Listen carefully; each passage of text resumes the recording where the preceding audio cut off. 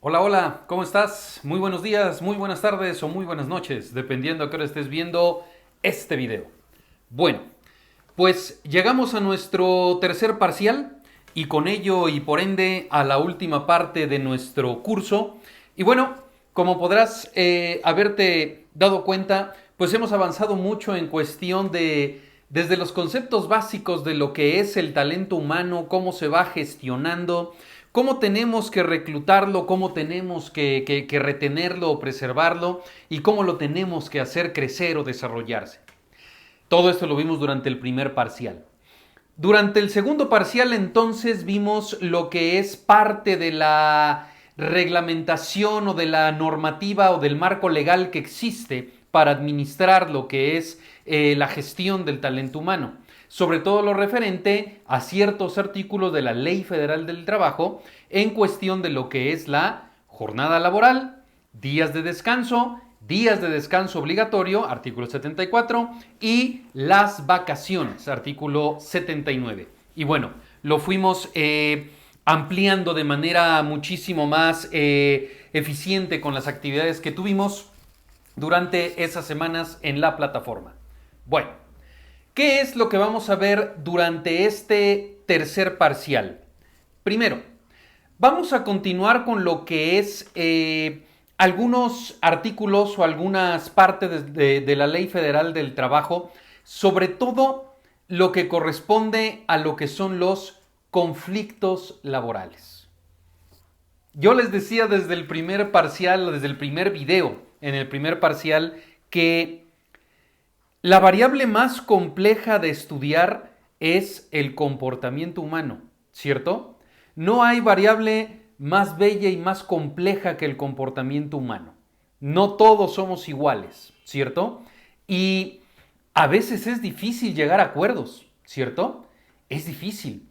Ahora, imaginemos el solucionar conflictos entre una persona y una organización que es representada por varias personas o una colectividad de empleados que tiene un problema con una organización que es una colectividad también de personas. Es decir, estamos cayendo en terrenos complejos, digamos así. Bueno, en primera, ¿qué es un conflicto laboral? Un conflicto laboral surge cuando hay diferencias o discrepancias entre patrones y empleados. Eso es lo que nos dice la Ley Federal del Trabajo acerca de un conflicto laboral. Cuando hay diferencias o problemas o obstáculos, digamos, para llegar a un acuerdo entre un patrón y entre un trabajador o trabajadores. Ahora, ¿cuántos tipos de conflicto laboral existen? Existen dos reconocidos, lo que es el ordinario y lo que es el colectivo. Ahora, ¿cuál es la diferencia entre el ordinario y el colectivo? Cuando hablamos de un conflicto laboral ordinario, quiere decir que el problema es de una persona contra, obviamente, una empresa o una organización. Eso es ordinario, es decir, individual. Cuando hablamos de un conflicto colectivo, estamos hablando que la mayoría de los empleados de una empresa tienen un problema con una empresa. Ahora, ¿a qué me refiero con la mayoría? La Ley Federal del Trabajo nos dice que es la mitad más uno. Eso es la mayoría. Entonces, todo conflicto que es representado o es encarnado por la mitad más uno de los trabajadores de una organización ya es un conflicto laboral colectivo. ¿Vamos bien hasta acá? ¿Cuál es más importante o cuál es obviamente de mayor magnitud? Yo siempre he creído, opinión personal, que el colectivo, ¿cierto? Siempre, y son mucho más llamativos obviamente que un ordinario. Ahora, ¿cómo se solucionan los conflictos laborales en nuestro país?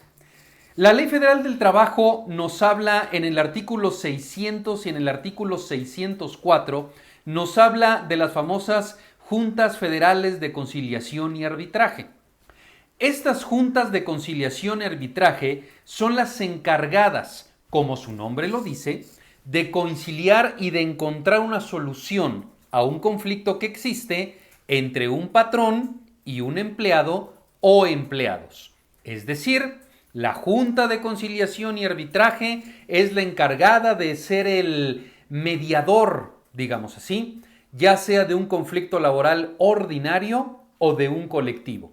Repito, esto está en los artículos 600 y 604 de la Ley Federal del Trabajo. Ahora, tenemos también varias maneras, digamos así, de llevar a cabo o de solucionar un conflicto o de detonar un conflicto en una empresa o de identificarlo. La manera más común, y aquí ya voy a dejar de lado un poquito lo que es el conflicto ordinario, me voy a meter más al conflicto colectivo laboral, y el famosísimo es una huelga, ¿cierto? Ahora, ¿qué es una huelga?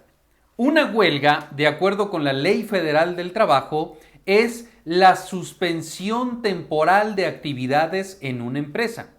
Atención con esto. Hablamos de la suspensión temporal de actividades en una empresa. Eso es una huelga. ¿Vamos bien?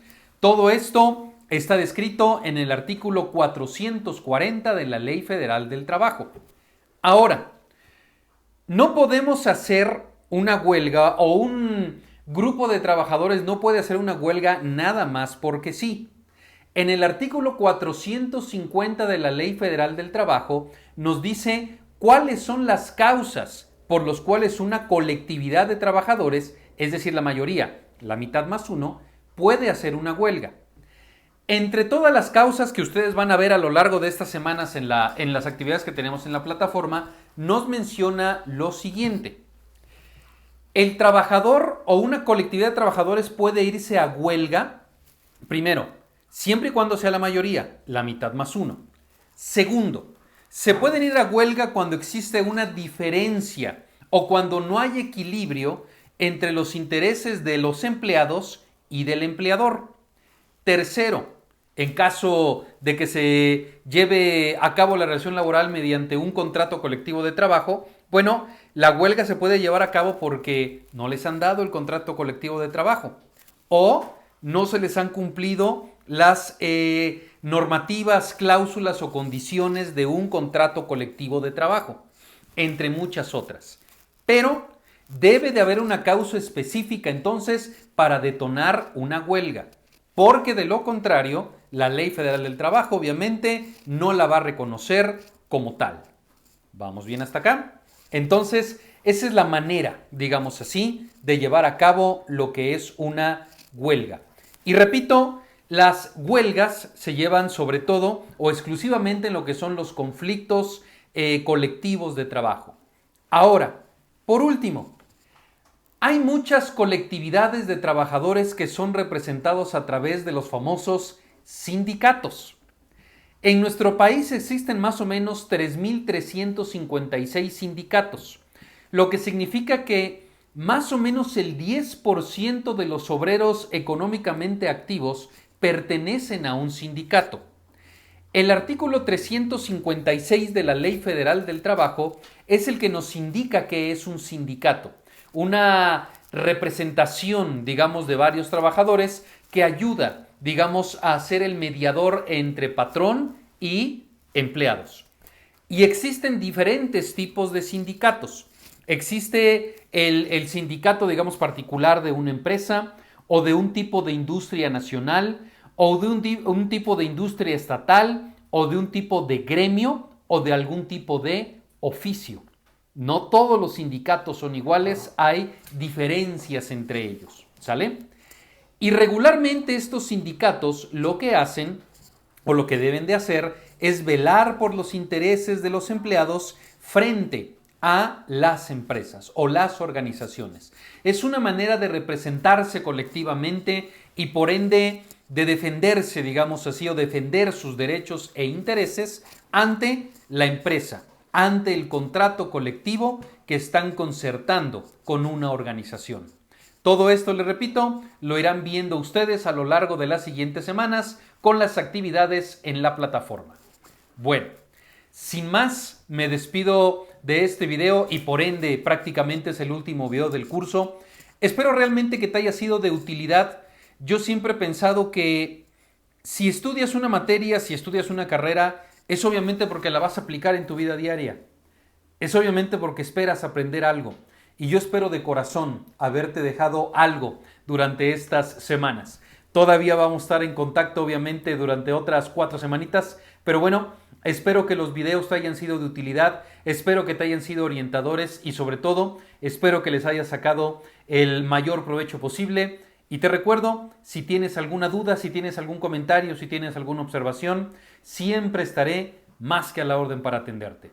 Muchas gracias por tu atención, muchas gracias por tu esfuerzo, por tu constancia y tu disciplina dentro del curso y que tengas un excelente cierre de materia.